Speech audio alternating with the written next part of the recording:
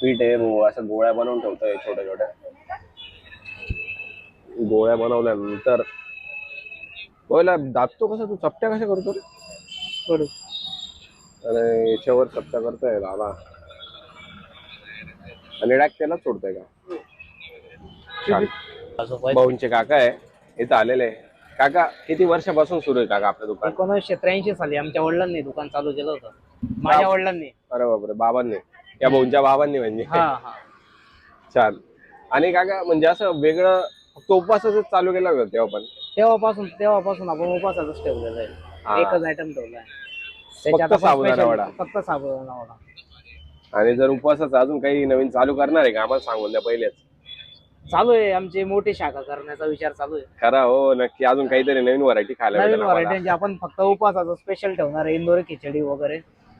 ते बाहेर गावी गेलं ना तर भरपूर व्हरायटी